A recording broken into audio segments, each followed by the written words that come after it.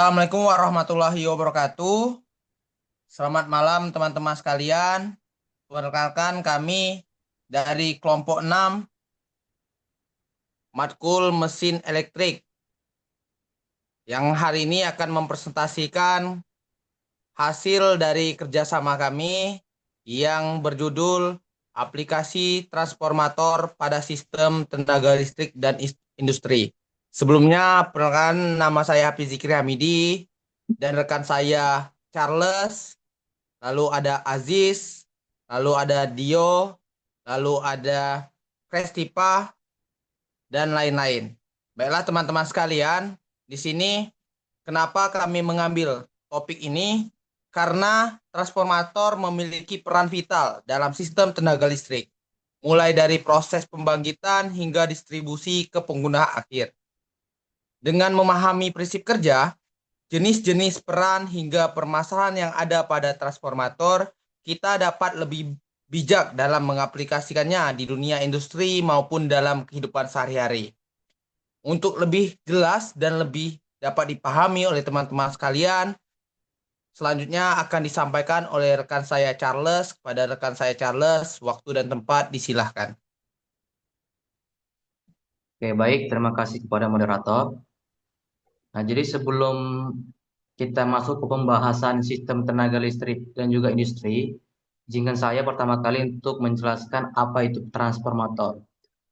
Nah, jadi transformator atau yang sering kita sebut trafo itu adalah alat listrik yang berfungsi menaik atau menurunkan tegangan.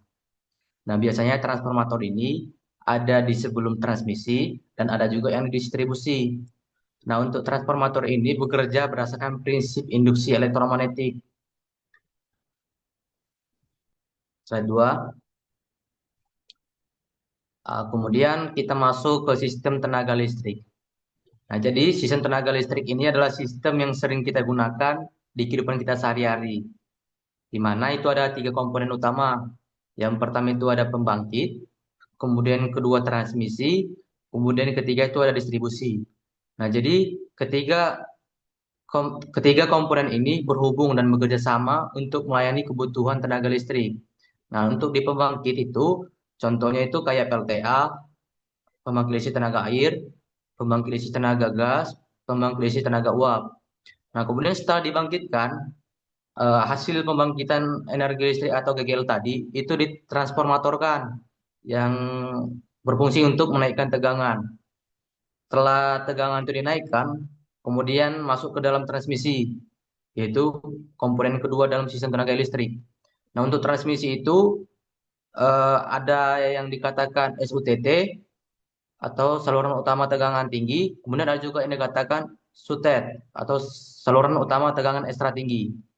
Nah, setelah ditransmisi, kemudian masuk ke gardu induk, kemudian masuk ke distribusi. Nah, untuk distribusi ini sering kita dilihat di jalan-jalan tiang-tiang PLN. Nah, di dalam sebelum didistribusi itu akan diturunkan lagi tegangannya menggunakan transformator. Itulah kenapa sistem tenaga listrik ini salah satu komponen utama itu adalah transformator.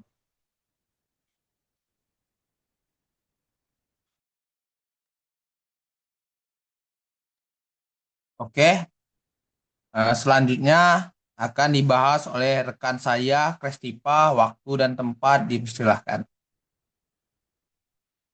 Baiklah, di sini saya, Festiva, ingin membahas tentang peran trafo dalam sistem tenaga listrik.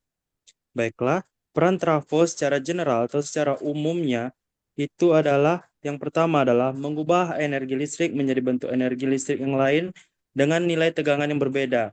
Seperti yang kita tahu, pada umumnya itu trafo terbagi menjadi dua, yaitu step up dan step down untuk cari prinsip kerjanya. Step up itu sendiri untuk menaikkan nilai dari tegangannya. Sedangkan untuk step down itu menurunkan nilai dari tegangannya. Baiklah, poin kedua dari peran trafo adalah menyesuaikan tegangan listrik sesuai kebutuhan energi listrik.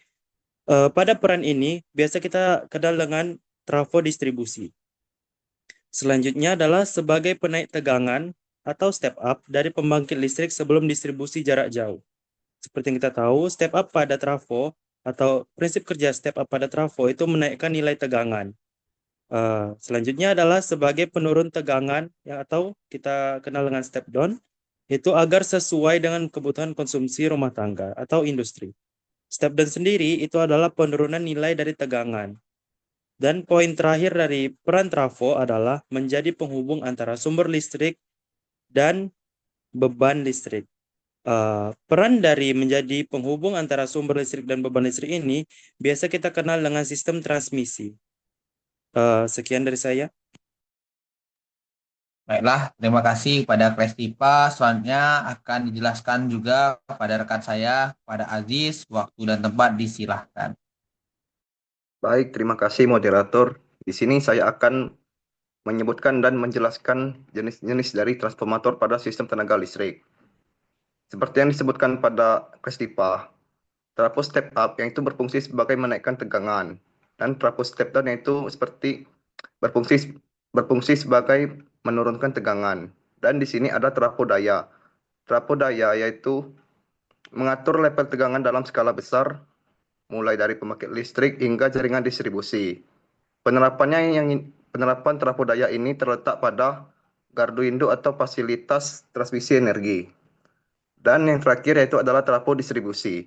Trafo distribusi mengubah tegangan menengah dari jaringan distribusi ke tegangan rendah yang digunakan oleh konsumen.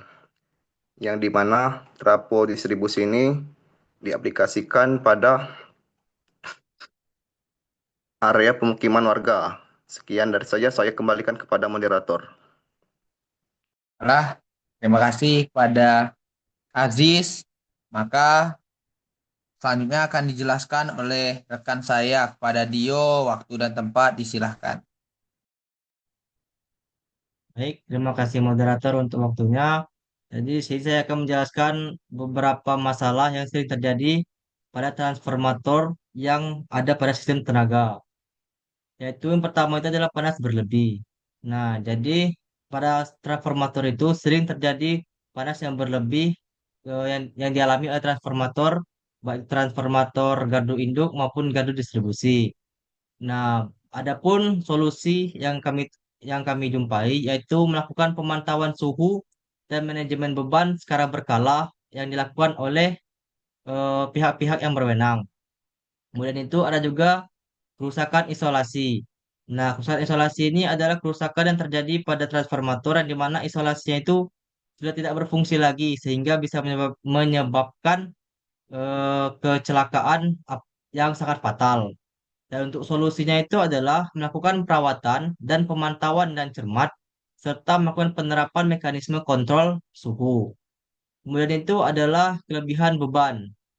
Nah, kelebihan beban ini sendiri yaitu solusinya adalah melakukan penilaian beban terhadap transformator yang sesuai dengan kebutuhan listrik dan juga melakukan pemantauan beban agar beban yang dialami transformator itu tidak berlebihan. Kemudian itu ada juga korosi. Korosi ini hampir selaras dengan kerusakan pada isolasi tadi, karena itu menyebabkan kerusakan pada transformator. Sehingga solusi yang kami jumpai yaitu adalah menerapkan lapisan pelindung dan perawatan pada permukaan transformator. Mungkin itu yang dapat saya sampaikan. Saya kembalikan ke moderator. Baiklah, terima kasih kepada Dio. Soalnya akan dijelaskan oleh rekan saya Dewa. Pada Dewa, waktu dan tempat disilahkan. Baiklah, terima kasih moderator dan seluruh teman-teman saya yang telah menyampaikan materi terlebih dahulu tadi. Baiklah, di sini saya dapat mengambil kesimpulannya. Yang pertama yaitu peran utama, mengatur tegangan naik atau turun agar listrik dapat disalurkan efisien, aman, dan sesuai kebutuhan. Yang kedua, prinsip kerja berdasarkan induksi elektromagnetik, efisiensi dijaga dengan desain dan perawatan meski ada rugi-rugi energi. Ketiga, jenis dan aplikasi, trafo distribusi untuk rumah atau industri. Trafo daya, beban besar, transmisi, tinggi, step up atau step down, pembangkit, dan distribusi. Baiklah, yang keempat, masalah dan solusi. Panas pendingin dan pemantauan isolasi rusak, perawatan rutin, korosi lapisan pelindung, overload, pemeliharaan trafo dan kontrol beban. Baiklah, yang bisa saya sampaikan. Baiklah kepada Dewa, mungkin itu saja presentasi dari kami ya. Demikian presentasi dari kelompok kami mengenai aplikasi transformator pada sistem tenaga listrik dan industri. Dari pemaparan ini dapat kita simpulkan bahwa transformator berfungsi penting dalam menjaga efisiensi, baik itu keamanan dan kontinuitas penyaluran energi listrik, walaupun memiliki potensi permasalahan seperti panas berlebih, kerusakan isolasi, bahkan korosi. Semua itu dapat kita atasi dengan perawatan dan pengelolaan yang tepat. Nah, kami menyadari bahwa pemaparan ini masih jauh dari kata sempurna, masih jauh dari kata baik. Oleh karena itu, kami sangat mengharapkan saran dan masukan yang membangun dari Bapak, dosen, serta rekan-rekan sekalian.